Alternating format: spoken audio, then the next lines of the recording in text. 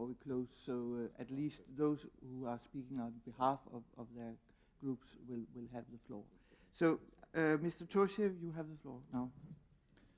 Madam Chairperson, distinguished ladies and gentlemen, it is known that currently there are 263 international basins all over the world, accounting about 60% of the global freshwater flow. 2/5 of the human population inhabits areas of international water basins. This is just one of the arguments in the report that I am presenting today on behalf of the Committee on Environment, Agriculture and Local and Regional Authorities, which stress how important it is for the riparian states to cooperate in managing basins' water resources. The legal instruments which could be supportive in order to create a regulation for cooperation are only few. This is the United Nations Helsinki Convention of 1992 on the protection and use of transboundary watercourses and international lakes, signed by 33 Council of Europe member states and the European Community as well, and the New York Convention of 1997 on the law on the non-navigational uses of international watercourses, which is not in force yet.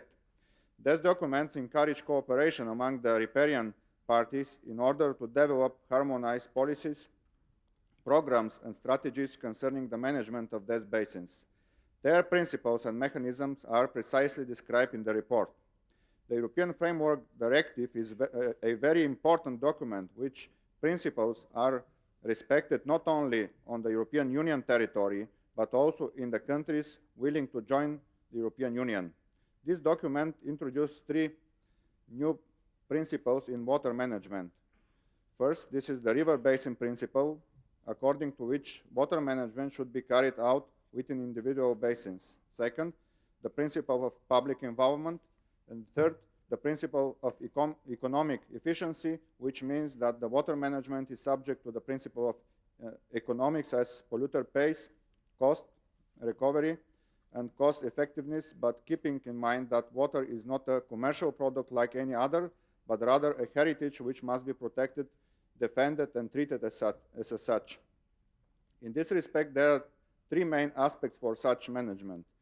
First, establishing cooperation. Second, data and monitoring, warning systems, etc. And third, plans of measures.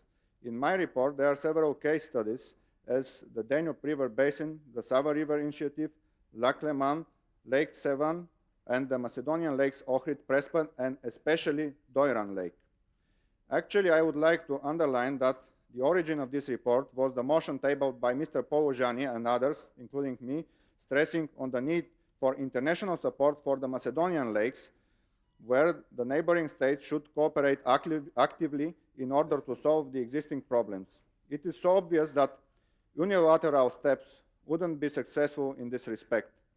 Albania, Greece, Republic of Macedonia, and Bulgaria are called to strengthen their cooperation, including at parliamentary level, to achieve a common action plan for solving the remaining problems of transboundary basins and Macedonian lakes.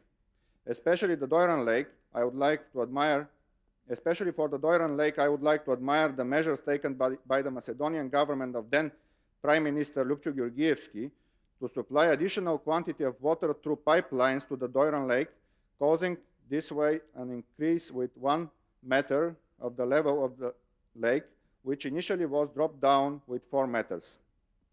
Definitely, Greece should cooperate with the Republic of Macedonia on this problem, and we expect a common action plan to be adopted. Afterwards, we could suggest the Council of Europe to organize a donors conference supporting measures of action plan agreed by them jointly. The same suggestion is valid for Armenia, Azerbaijan, and Georgia in respect of the basin of Lake Sevan. We believe that parliamentary cooperation, and especially our Assembly, could play a very positive role in promoting such a cooperation. Last but not least, I would like to mention the need for approximation of competences of local and regional authorities in order to facilitate their abilities for direct decentralized cooperation. According to us, the Committee of Ministers should draft a model agreement on management of transboundary lakes and river basins, which should be incorporated in the Council of Europe Outline Convention on transfrontier cooperation between territorial communities and authorities. Finally, I would like to pay tribute and to thank most cordially to Marine Trevisan for her cooperation in the preparation of this report, as well as to the members of the committee for their remarks and contributions. Thank you very much. Thank you, Mr. Toshev. Before I go